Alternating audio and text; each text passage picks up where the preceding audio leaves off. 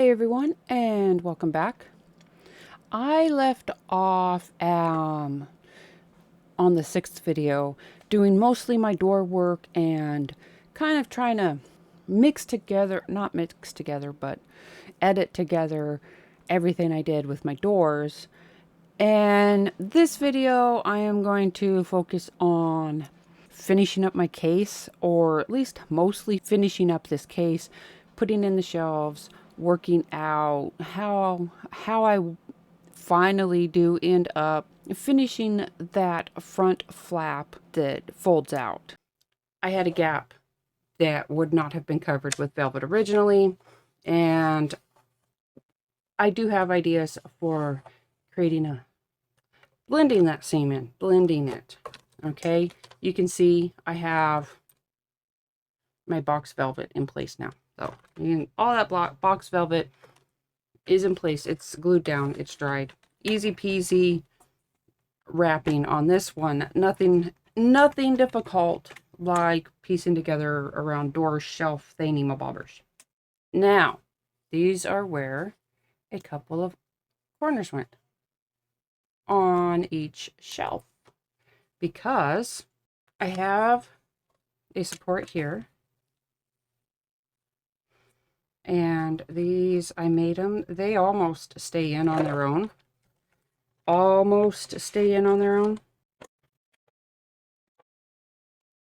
There you go. Granted,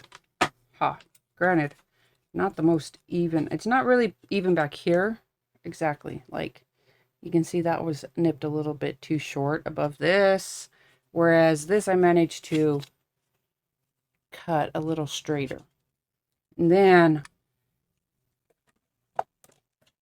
this is the shelf I left to talk about. So, since I know my shelf is the width out I want, I don't really try to line up my corner supports with the edge of my popsicle stick. I line them up against the back edge of my shelf and in the corners, so they come together a little more like that. All right. Are we all confused yet? And this would just be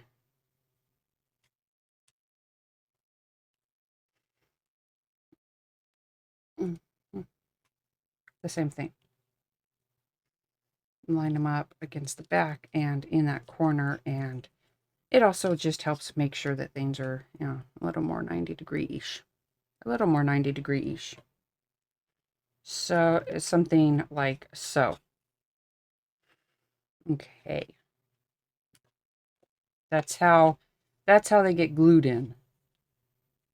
Now, I have these edges here that have to kind of go with the back edge. And like everything else, E6000, I use E6000 for holding those together. Before I start trying to shape them, I put them on first, and that was partly because I wasn't thinking originally, and then I realized it was probably a good thing I didn't try to cut first, because it might mess up my alignment. Okay, am I losing anybody besides myself right now?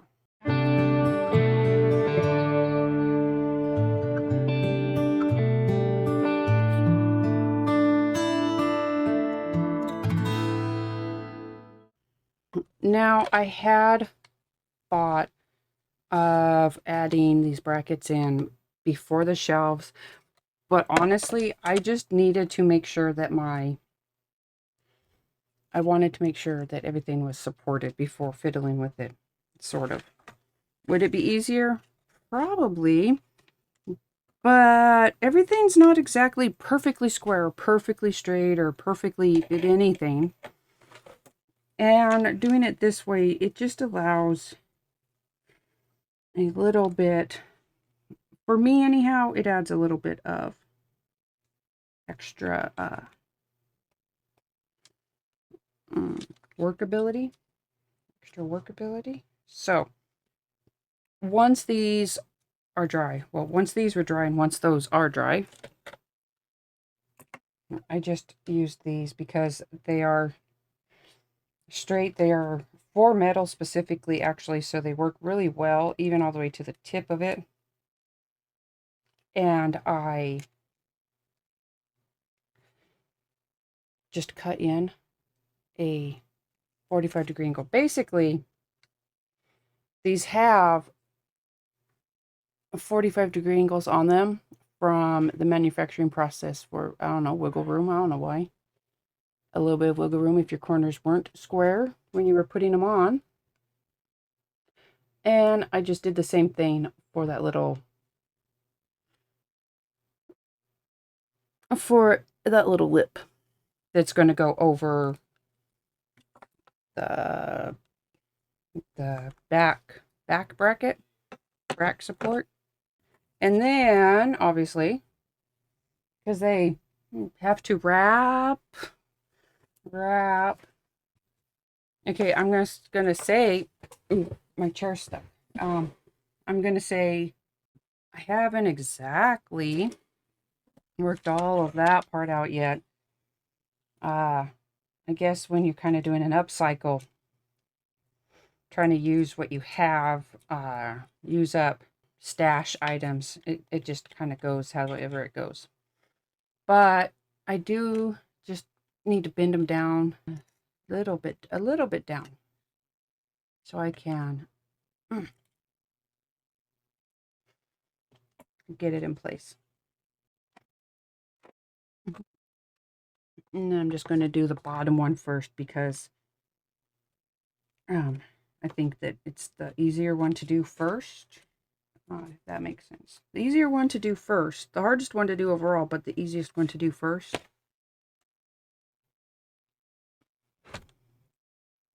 So you see there? It fit in there snugly.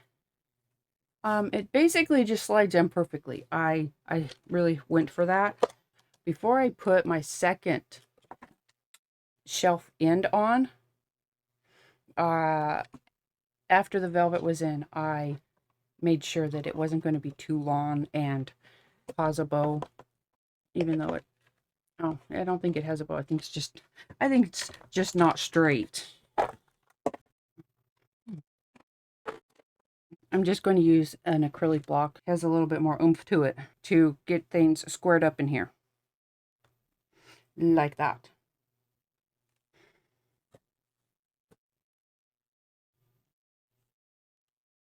And like that. I have a dry fit right now. Just double checking to make sure. And it seems to be working out. So now the only thing to do is wiggle it back out of place. Run a line of E6000 across the top edge here. If it's going to go any direction, I'm going to want it to go up here, any excess squeezing out, because this will be the back edge. You'll be covered with bottles, what have you. And then I am just going to do a little something like this.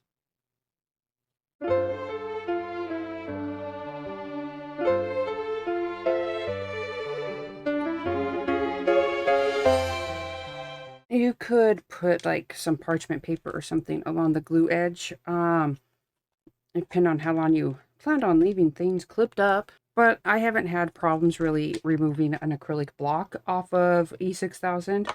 Just a little bit of wiggling and usually comes right off. I mean, I'm sure to make a liar out of me this time around, but I am just firmly making sure that that block is in there nice and firm, and clipping it in place with some pretty hefty clips. And then I will just add this to this corner.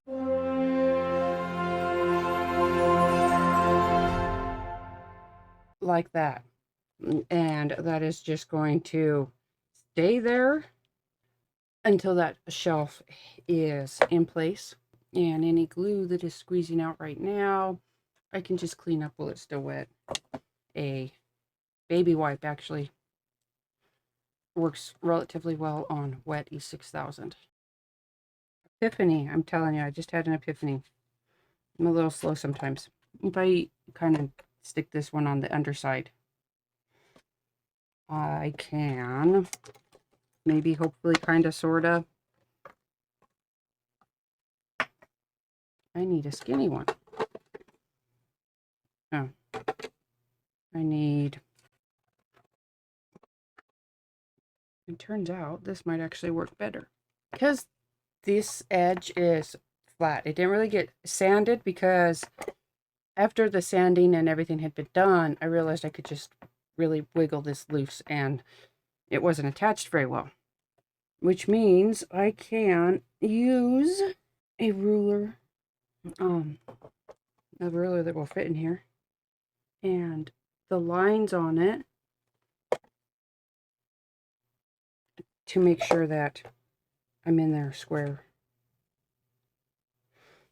Square-ish. Square-ish. And then do that. Oh, that's much better. Much better. That should actually... There we go. I'm going to let that dry now. Granted, you can see there's maybe a little bit of a bow. Also, probably not a big deal, but I'm not going to worry about it. Not worrying about it right now. That's how those shelves are going to go in. Why is that crooked? Why are you crooked? All right. So, a fun fact, it was uneven because apparently I cannot read a ruler the same way twice. Plus, that ruler has some texture paste stuck to it, which was interfering. So, to make a very long process shorter, all I did is, after I gave up trying to read my ruler, I just grabbed an acrylic block that would fit in and a water-soluble pencil and just made marks to measured one side and then lined it up on the other side, and that was how I did eventually get both ends of my shelf in at the same height so it wasn't in at an angle. And there it is. It may, in looking at it on my video, it looks uneven on my screen right now, but I have fiddled around and I'm pretty sure it's straight. I think it's just like that weird kind of bow that's happening, but I'm not worried about the bow either.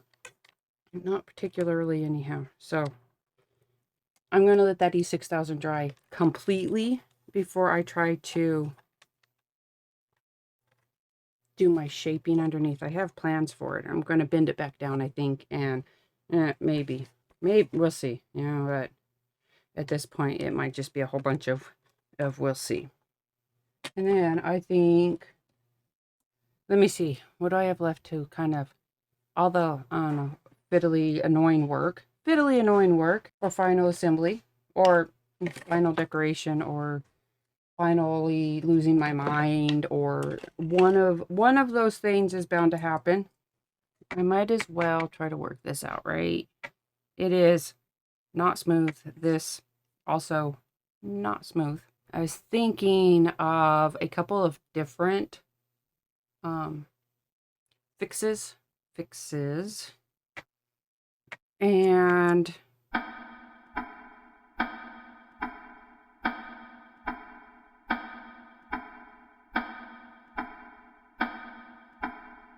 all right, I'm done thinking.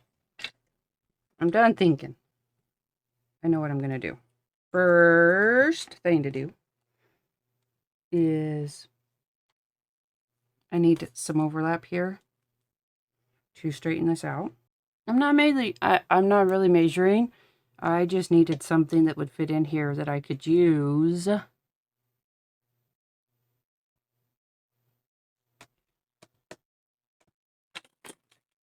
I could use as a kind of a makeshift go-to type of thing. All right, my tape is pretty straight in there. Pretty straight. So I have an edge, and this is so that I will be able to peel it up and have a clean edge of the thing I'm thinking. Kind of want a, I want a hard surface, maybe something that looks like it's made out of metal. Maybe like what an apothecarist, a chemist, whatever they were called, um, would say mix things up on, for your special bone dragon magical love potions. I don't know. No, not love potions. That's ridiculous. They were pharmacists in their own right, given the medical advancements at the time. Granted, maybe they could have skipped a few things, but you know. All right. Let me go do some digging. Okay. I think I have figured out what I'm doing. I have gloves on because I don't want to get this all stuck to me. I have some polymer clay, and I'm going to experiment with the black, the white, a touch of blue, silver paint, maybe mica flakes. I don't know if I really want to try to mix in mica flakes. I might just sort of smush them. This is really one of those things where I am just going to work until I get what I'm looking for. I have an image in my head, sort of. An image in my head of what exactly shade I'm trying to get. I do not need that much of that one. I only need a little bit of this. And this is polymer clay, so it doesn't dry out until you cook it. It's got to be cooked. It's not an air dry.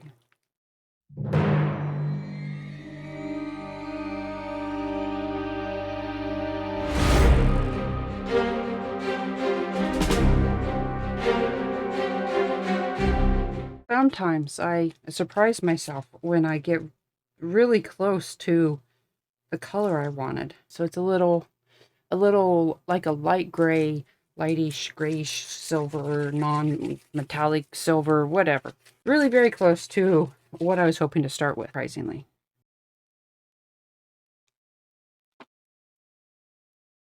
And that's where the silver paint comes in. Just to give it a little, well, silver. A little more silver. A little silverish silver. Anyways, since I'm mixing this and, I have a little bit of free time to chat or make some safety disclaimers, make sure that you follow all safety instructions regarding clay and paint, depending on your environment, how much dedicated space you have. Don't cook it with food. Follow all safety precautions printed on the manufacturer's labels, and do the research to find out exactly what you need to do with what materials you may be using. Yeah, don't try to just copy me. I can't say that I would give exactly the best advice for this. Yeah, I'm not a clay maker, dedicated clay maker like the people who do the jewelry or what have you. So I just do what I can with what I have. So while I was sitting here and playing with my clay, I also saw this foundry wax. So it's a heat set wax, right? Yes. And I also have a liquid glaze from Sculpey, and I'm pretty sure it goes on. Wow, that is some small writing.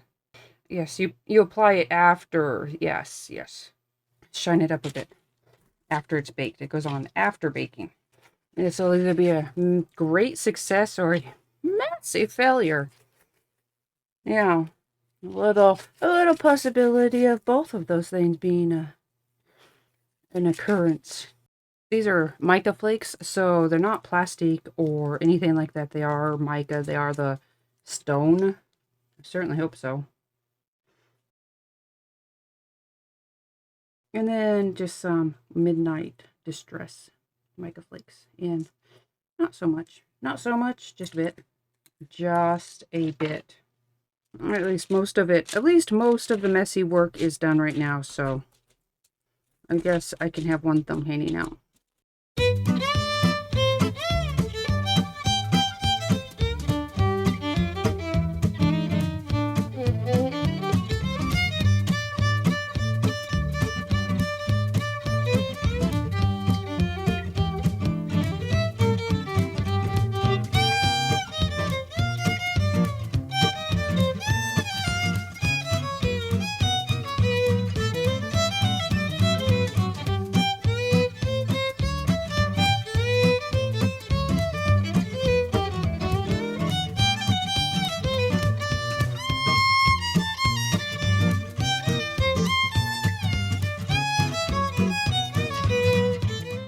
Alright, so now, with it like this, I am going to shape it just a touch on the edges. These edges should end up inside when it is closed. Should. So, we will see. Just, using this glass. And I'm using glass because it's non-porous, so don't have to worry about, anything rusting, like if it was metal or getting clay stuck to it or anything like that. Anyways, I almost know what I'm doing. And then just bake it according to the instructions on the clay. All right, my experiment is all baked down. I don't know, it's something. And I think, maybe I'll keep it flat. It's still semi-warm. I think that will help with my, I think that will help with what I'm thinking. Yeah. Maybe. Still a little bit pliable. It's thin, a little bit crumbly, but alrighty. I have an idea. As soon as I find where that E6000 wandered off to again. One of the biggest reasons I'll be happy when I can get the doors on and everything is because a lot of my supplies will be able to be put back. I won't need rulers and all that stuff anymore. I don't think. Pretty sure. So the last thing for today's drawing is going to be this. Just to make this go faster, because from this point on, I really have to start experimenting with how I am going to get this panel, this flap, looking, well, better at any rate. So, to start, I E6000 that clay that I had baked down. The pieces that had kind of crumbled off, I just sort of use as filler as best I can. Just fit them in where they can go. And then I clamp it down to keep it straight and keep it flat until that E6000 is able to set up. And then to finish trying to fill in any gaps and smooth things out, I just start layering up lots of that texture paste that I had made. It's a pretty hefty texture paste. It does dry relatively hard.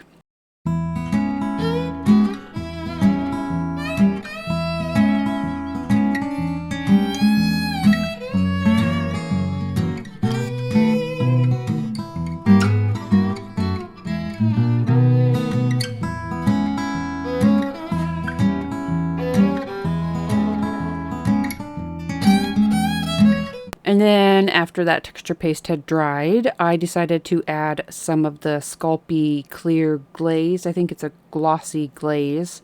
And I brushed that on and I let it dry, but I still wasn't liking how it was coming out. So then I decided to add some mica to it. So I put the clear glaze on, again, another layer of it, and started brushing on some various mica powders. I have a mix of some silver from Art Ingredients, Prima Art Ingredients. I have some blush Perfect Pearls, and I have pewter Perfect Pearls. And then after all that had dried, I decided it was way too shiny. Oh, it was painful to look at shiny. So then it kind of came down to having to doll it up. So I took some sandpaper to it and a sanding block to it and sanded away and brushed off the sanding dust. Still wasn't happy with what I had. So I started experimenting with a variety of waxes. I started with some ash gray antiquing wax. It's more of a satin finish. It's not like the metallic finish waxes, and it's not a matte wax. It comes out a little more, I guess, a satin finish. And I just started. At this point in time, I was just going to try anything that I could think of. This is a grand experimental adventure. I don't work with clay a lot, so that didn't go quite how I had hoped. The texture paste was too dark, the mica powders were too shiny. So now it's just another layer of another medium. Ones I can keep thin because I don't want a ton of buildup on those edges where it has to close. So I just started and I just worked that ash gray on. And then after that ash gray was on, I moved on to other colors. I just started picking other colors that I really hoped I could get on and make something out of all of this. That antiquing wax wasn't really dulling things out as much as I wanted them to be dulled out. So then I came in and I started mixing in some of my matte waxes. I used some old white. I decided I might as well just go all out now and started adding on some of the patinas. This is the patina green matte wax. I figured, what the hey, at this point, whatever happens.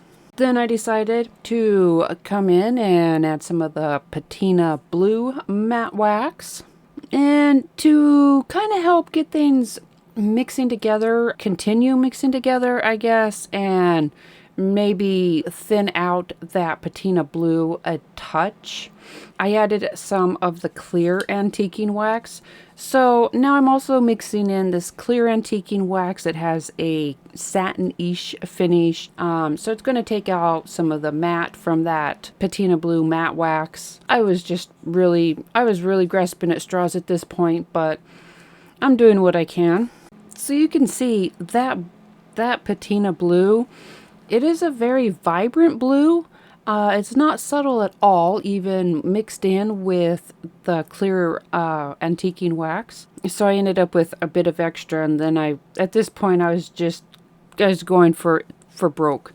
It was just going to go on somewhere. It'll either get covered up, or it'll stay. This flap has been, I think, the most problematic of everything so far. Just working with what I have and just trying to get this put together. I don't know if I will come up with any other ideas for the inside of my flap or not, but if I do, then that will be in a future video. I am going to wrap this video up. The last video 6, had my doors in it. I had recorded all of the door video and all of these parts before editing, I did not realize how much it was going to take to try to explain my thought processes on all of that. So it took me a minute or two to get everything edited. But this is where I am now. The next video I will very likely be finishing making sure those shelves are in, finish bending down the bent up bracket pieces, I think, if that's the way I do decide to go. And I will be adding the doors now, I think, any other little pieces just to try to get it functional. I'm at more of a trying to start getting everything put together and get my apothecary cabinet in a functional manner. And then once it's together, once I'm happy with how the inside looks, at least as far as the paints and velvet and all that other decorating, then I'll start adding my bottles and I'll decorate the outside. We'll finish the outside, patina the outside, whatever comes to my mind at whatever point in time, I suppose. So, thank you for hanging out with me today while I continued my grand apothecary building adventure. I hope that you are less confused about what's going on than I am. I will see you guys again soon in the next video.